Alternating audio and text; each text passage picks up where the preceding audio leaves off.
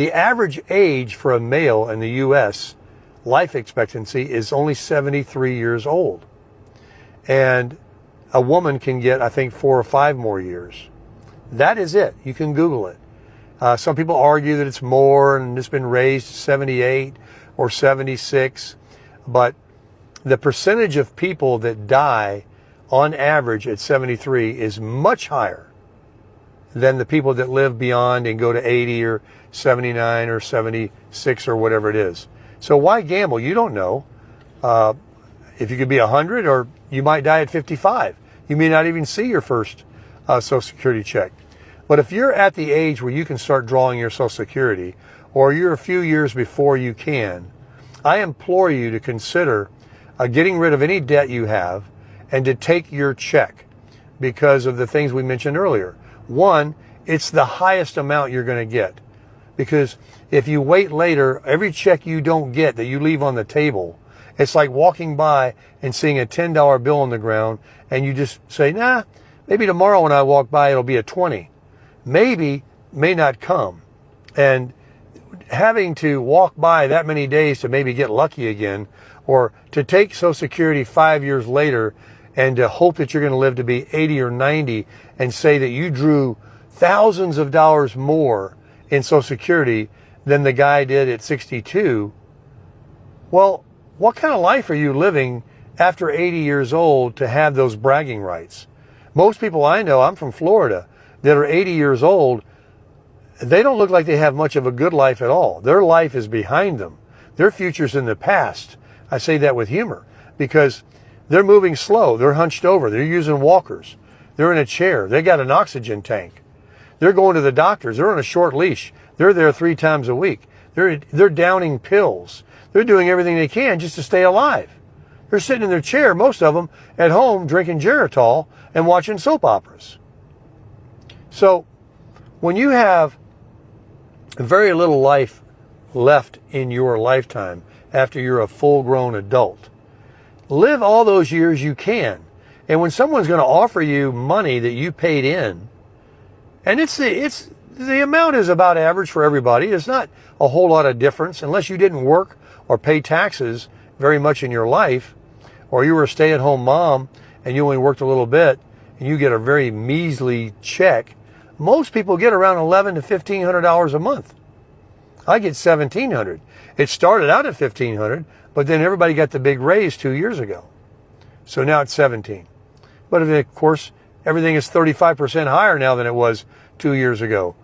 But the fact is, it's not meant to support you. It's meant to give you a grub stake every month that at least you can cover your overhead, like your rent, or you can eat.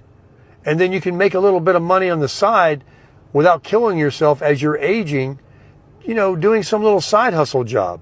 And if you make the same amount of money, like $1,500 a month, if that's what you get on Social Security, you can make $1,500 a month like falling out of bed. That is nothing.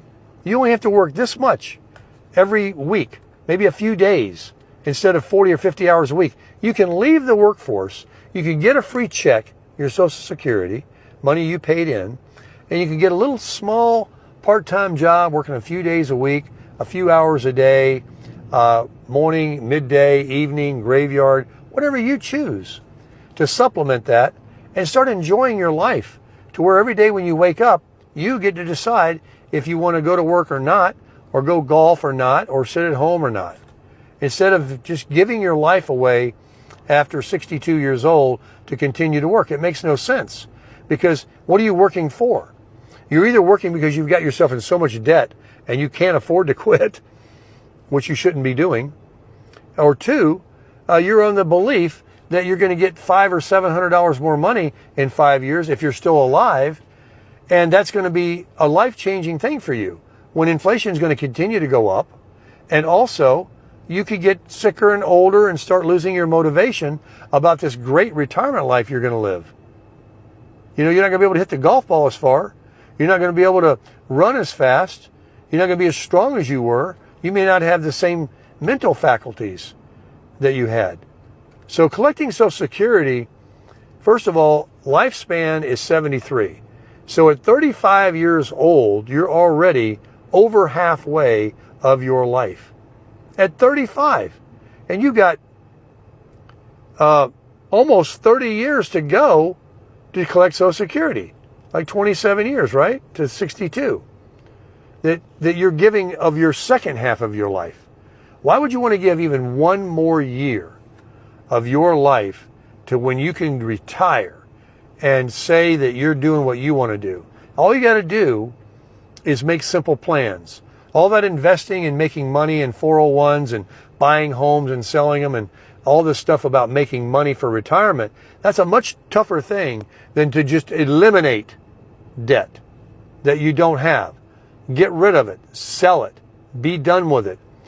Even if you sell it and you're upside down in something and you only have to pay a little bit of a difference to get rid of it versus paying the whole thing until you're 70 years old to get it paid off.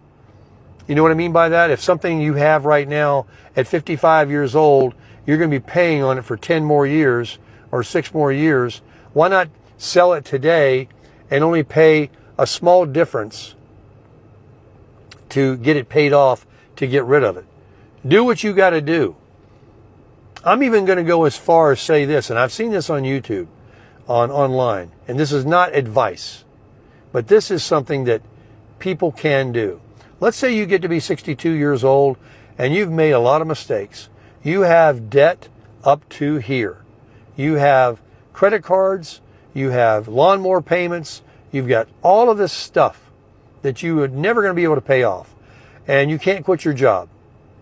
There is the nuclear bomb. There is the ultimate thing that you can do. There is the right that you have that millions choose to do daily.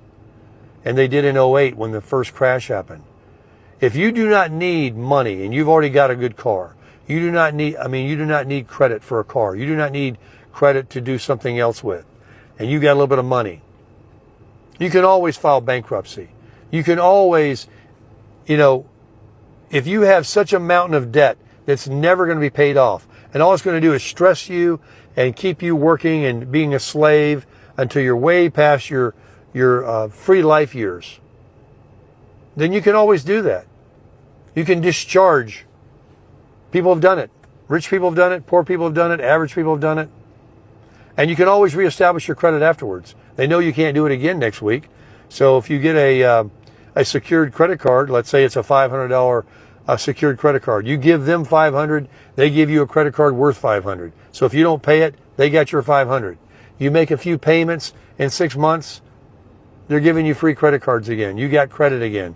You can rebuild your credit. Millions have done it, folks. Don't tell me it's not possible. It is.